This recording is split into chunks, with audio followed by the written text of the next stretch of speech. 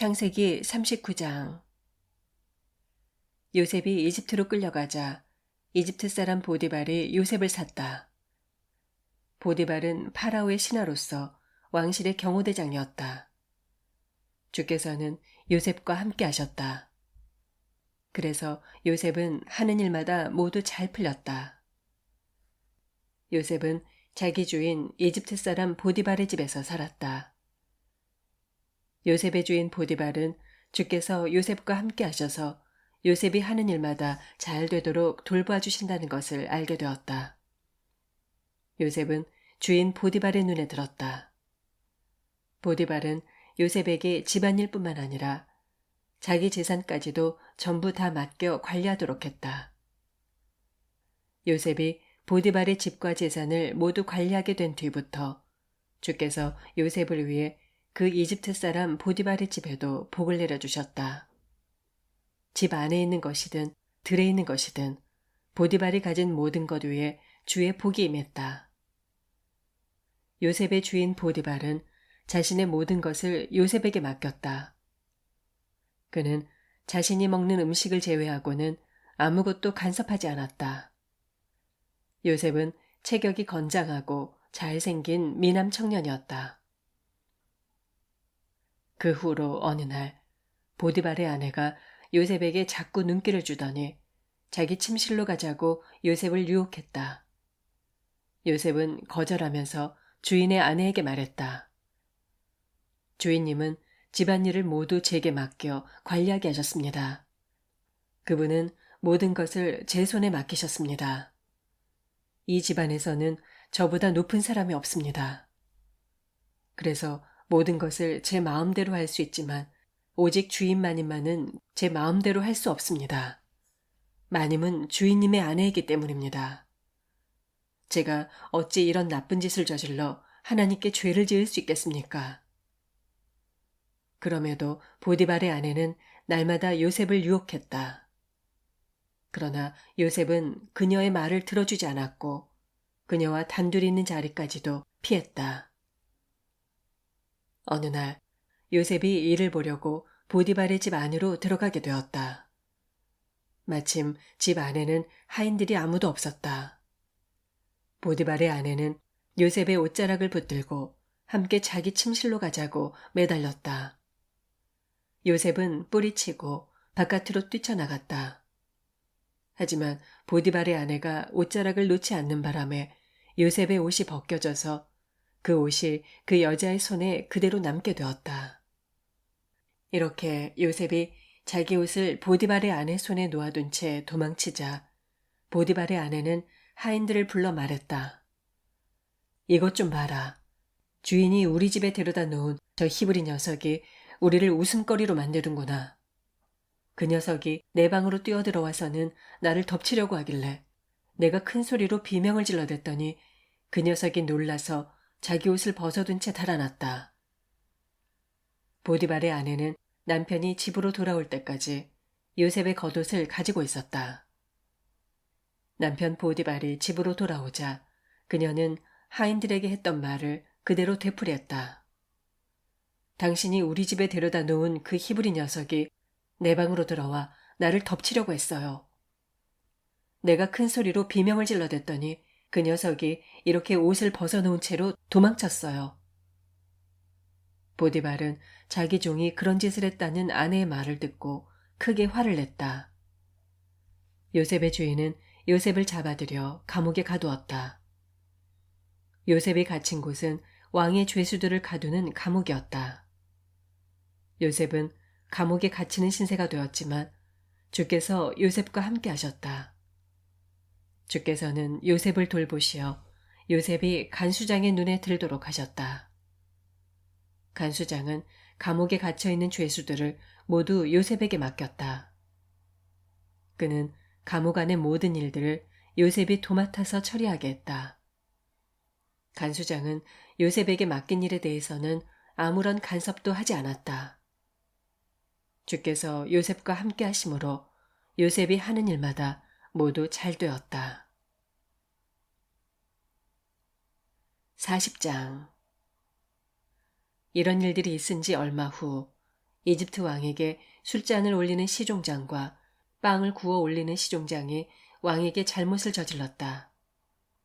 파라오는 두 관리, 곧 술잔을 올리는 시종장과 빵을 구워 올리는 시종장에게 분노했다. 파라오는 그들을 경호대장 보디발의 집 안에 있는 감옥에 가두었다. 그곳은 요셉이 갇혀있는 감옥이었다. 경호대장 보디발은 요셉에게 이들 두 관리를 맡겼다. 요셉은 그 두 관리의 시중을 들었다. 두 시종장이 감옥에 갇힌 지 여러 날이 지났다. 어느 날 밤 감옥에 갇혀있던 두 관리, 곧 왕에게 술잔을 올리던 시종장과 빵을 구워 올리던 시종장이 각기 꿈을 꾸었다. 꿈의 내용은 서로 달랐다. 요셉이 아침에 그들에게 가보니 그들의 얼굴에 근심스런 빛이 어려 있었다. 요셉은 주인의 집에 자기와 함께 갇혀있는 파라오의 두 관리에게 물었다. 오늘은 두 분 얼굴에 수심이 어려 있군요. 무슨 일이 있으신가요? 그들이 요셉에게 말했다. 우리가 꿈을 꾸었는데 꿈을 해석해 줄 사람이 없어서 그러네. 요셉이 두 관리에게 말했다. 해몽은 하나님의 능력에 속하는 것입니다. 제게 말씀해 보세요. 왕에게 술잔을 올리던 시종장이 요셉에게 자신이 꾼 꿈 이야기를 했다. 꿈속에서 나는 웬 포도나무가 내 앞에 있는 것을 보았네. 그 포도나무에는 3개의 가지가 뻗어 있더군. 각 가지마다 싹이 나고 꽃이 피더니 포도송이가 열렸어. 그때 내 손에는 파라오의 잔이 들려 있더군. 나는 포도를 따다가 그 즙을 파라오의 잔에 짜서 그 술잔을 파라오의 손에 들려드렸다네. 요셉이 왕에게 술잔을 올리던 시종장에게 말했다. 해몽은 이렇습니다. 3개의 가지는 사흘을 뜻합니다. 파라오는 앞으로 사흘 안에 어르신의 직위를 회복시켜 주실 것입니다. 어르신께서는 예전처럼 파라오에게 술잔을 올리는 일을 하시게 될 것입니다. 어르신, 일이 잘 풀려 나가시거든 저를 잊지 말아 주십시오. 파라오에게 제 사정을 말씀드려서 저를 이 감옥에서 나갈 수 있게 해주십시오. 이 몸은 히브리 사람들이 사는 땅에서 이곳까지 끌려왔습니다. 저는 이곳에 온 뒤로도 감옥에 갇힐 만한 죄는 지은 적이 없습니다. 왕에게 술잔을 올리던 시종장에게 매우 좋은 해몽이 나오자 이번에는 왕에게 빵을 구워 올리던 시종장이 자기가 꾼 꿈을 요셉에게 이야기했다. 나도 꿈을 꾸었네. 꿈속에서 내가 빵 바구니 3개를 머리 위에 이고 있더군. 맨 위에 있는 바구니에는 파라오에게 드릴 갖가지 빵이 담겨 있었는데 새들이 날아와 그 바구니 속의 음식을 먹어버렸네. 요셉이 말했다. 해몽은 이렇습니다. 3개 바구니는 사흘을 뜻합니다. 앞으로 사흘 안에 파라오는 어르신의 목을 치실 것입니다. 그런 후에 어르신의 시신을 나무에 매달 것인데 새들이 와서 그 시신을 쪼아먹을 것입니다. 사흘이 지났다. 그날은 파라오의 생일이었다. 파라오는 모든 신하들을 위해 잔치를 베풀었다. 파라오는 신하들이 모두 모인 자리에 술잔을 올리던 시종장과 빵을 구워 올리던 시종장을 불러냈다. 파라오는 술잔을 올리던 시종장을 다시 복직시켰다. 그래서 그 시종장은 예전처럼 파라오에게 술잔을 올리는 일을 했다. 그러나 파라오는 빵을 구워 올리던 시종장은 나무에 매달아 처형하였다. 요셉이 해몽한 그대로였다. 하지만 술잔을 올리는 그 시종장은 요셉을 까맣게 잊고 지냈다. 41장. 그로부터 꼬박 2년이 지난 후 파라오가 꿈을 꾸었다. 파라오가 나일강가에 서 있었는데 토실토실하게 살찐 암소 7마리가 강에서 올라와 풀밭에서 풀을 뜯어먹었다. 뒤이어 보기 싫게 말라빠진 암소 7마리가 강에서 올라오더니 앞서 올라온 튼튼한 암소들 곁에 서 있었다. 그러더니 보기 싫게 말라빠진 암소들이 토실토실하게 살찐 암소들을 잡아먹었다. 파라오가 그런 꿈을 꾸다가 잠에서 깨어났다. 파라오는 다시 잠이 들었고 또 꿈을 꾸었다. 이번에는 잘 여문 이삭 7개가 한 줄기에서 나왔다. 뒤이어 다른 이삭 7개가 나왔는데 그 이삭들은 뜨거운 새바람을 맞아 쭉정이처럼 말라붙어 버렸다. 그런데 7개의 말라붙은 이삭이 잘 여문 7개의 이삭을 먹어치웠다. 파라오가 깨어보니 꿈이었다. 아침이 되었다. 파라오는 마음이 심란했다. 파라오는 이집트의 모든 마술사들과 현자들을 불러 그들에게 자신의 꿈 이야기를 들려주었다. 하지만 파라오에게 꿈을 풀이해주는 사람이 아무도 없었다. 그때 왕에게 술잔을 올리는 시종장이 파라오에게 말했다.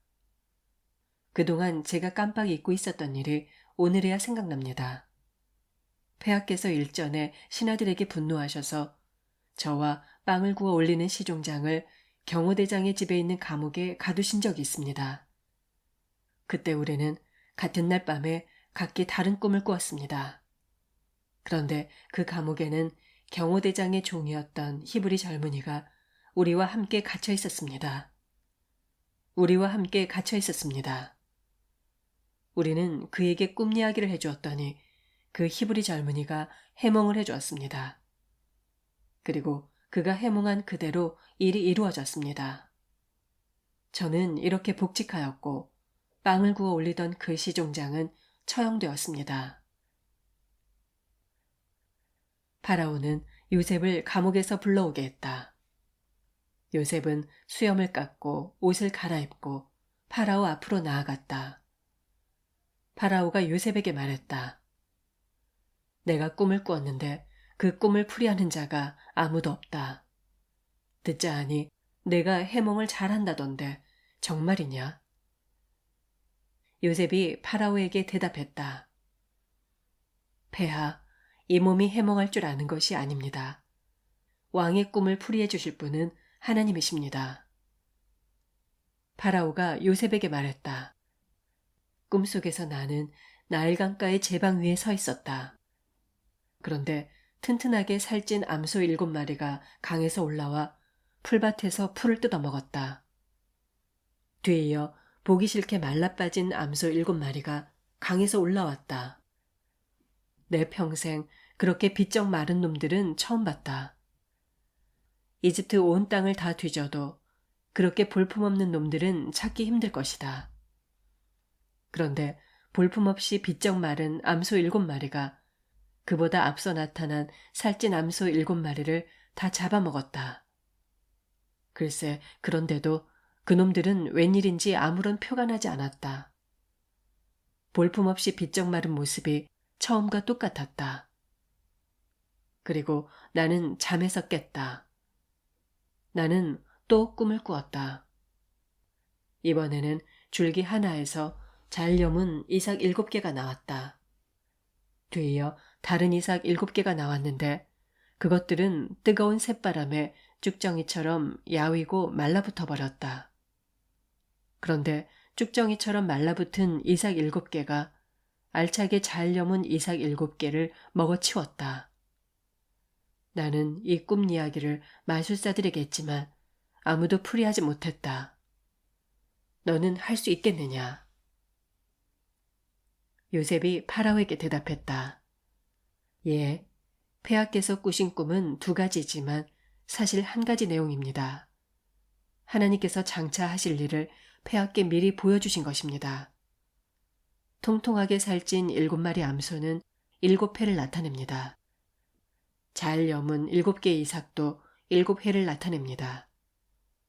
뒤이어 나타난 비쩍 마른 7마리 암소도 역시 7회를 나타냅니다. 쭉정이처럼 말라붙은 7개의 이삭 역시 7회를 나타냅니다. 그것들은 7해 동안 흉년이 될 것이라는 뜻입니다. 제가 폐하께 말씀드린 대로 바로 이것이 장차 하나님께서 하실 일을 폐하께 보여주신 것입니다. 앞으로 7해 동안은 이집트 온 땅 방방곡곡에 큰 풍년이 될 것입니다. 그런 다음에는 7해 동안 극심한 흉년이 될 것입니다. 언제 그렇게 풍년이 들었냐는 듯이 온 땅이 혹독한 기근에 시달릴 것입니다. 가뭄이 들어 이집트 온 땅이 황폐해질 것입니다. 너무나 심한 흉년이 들어 앞서의 풍년은 언제 그랬던가 싶게 잊힐 것입니다. 폐하께서 같은 뜻을 지닌 꿈을 2번씩이나 연이어 꾸신 것은 하나님께서 반드시 그 일을 이루실 것임을 나타냅니다. 가까운 시일 안에 이런 일이 닥칠 것이 분명합니다. 이제 폐하께서는 지혜롭고 현명한 사람을 뽑으시어 그에게 이집트 온 땅을 다스리도록 맡기십시오. 또한 전국에 관리들을 두시고 그 관리들을 시켜 7해 동안 계속될 풍년에는 이집트 땅에서 나올 곡식의 5분의 1을 거두어들이게 하십시오. 다가올 7해 풍년 기간에는 온갖 식량을 거두어들여 폐하의 관할 아래 각 성읍마다 식량 창고를 두어 그 식량을 저장해 두어야 합니다. 그렇게 곡식을 쌓아둠으로써 그 이후에 다가올 7해의 극심한 흉년에 대비할 수 있습니다. 그렇게 해야 이집트 땅에 사는 백성들이 기근으로 굶어 죽는 일이 없을 것입니다. 파라오와 신하들이 보기에 요셉의 제안은 나무랄 데가 없었다. 파라오가 신하들에게 말했다. 우리가 어디에서 이런 대단한 사람을 찾을 수 있겠소? 이 사람은 하나님의 영을 받은 것이 분명하오. 파라오가 요셉에게 말했다. 하나님께서 그대에게 이 모든 것을 보여주시지 않았소. 그대같이 사리분별이 분명하고 슬기로운 사람을 또 어디에서 찾을 수 있겠소. 그대가 이 나라를 다스려 주오. 나라의 온 백성이 그대의 말을 따를 것이오. 나 외에는 이 나라에서 그대보다 더 높은 사람이 없을 것이오. 파라오가 요셉에게 말했다. 나 파라오는 그대를 이집트의 총리로 임명하노라. 파라오는 자신의 손가락에서 인장반지를 빼서 요셉에게 끼워주고 또 고운 세마포 옷을 입히고 목에는 금목걸이를 걸어주었다. 파라오는 또 자신이 가진 2번째로 좋은 수레에 요셉을 태우고 그 수레가 지나갈 때에는 모두가 무릎을 꿇고 절을 하게 했다. 파라오는 이렇게 요셉을 이집트 온 나라를 다스리는 총리로 삼았다. 파라오가 요셉에게 말했다. 나는 파라오요. 이제 이집트 온 땅 안에서 그대의 허락 없이는 누구도 손끝 하나 발끝 하나도 움직이지 못할 것이요. 파라오는 요셉의 이름을 사브낫 바네하라 고쳐 불렀다. 파라오는 또 온이라는 성읍의 제사장 보디베라의 딸 아스낫을 요셉의 아내로 골라주었다. 요셉은 이집트 온 땅을 시찰하러 나갔다. 요셉이 이집트 왕 파라오 앞에 섰을 때 그의 나이 30세였다. 요셉은 파라오 앞을 물러나와 이집트 온 땅을 두루다니면서 실정을 파악하기 시작했다. 풍년이 든 7해 동안에는 풍성하게 수확했다. 요셉은 7해 동안 이집트 온 땅에서 곡식을 거두어 모아 각 성읍의 식량 창고에 쌓아두었다. 각 성읍의 주변 들판에서 거두어들인 곡식들도 마찬가지로 각 성읍에 차곡차곡 보관했다. 거두어들인 곡식이 너무도 많아서 마치 바닷가에 모래알을 헤아리는 것 같았기 때문에 나중에는 헤아리는 것을 포기했을 정도였다. 흉년이 시작되기 전 요셉과 온의 제사장 보디베라의 딸 아스나 사이에 2 아들이 태어났다. 첫째가 태어났을 때 요셉은 하나님께서 지금까지 겪어온 나의 온갖 고통과 내 아버지의 집에 대한 생각을 다 잊게 해주셨다 라고 말하면서 맏아들의 이름을 므낫세라고 지었다. 또 둘째가 태어났을 때는 요셉이 하나님께서 이 순환의 땅에서 나를 번성하게 해주시는구나 라고 말하면서 둘째 아들의 이름을 에브라임이라고 지었다. 이집트 땅에 그토록 풍성했던 7해가 지나갔다. 요셉이 말한 대로 흉년이 시작되었다. 끔찍한 흉년이 온 땅을 뒤덮었다. 하지만 이집트 땅에는 아직 먹을 것이 있었다.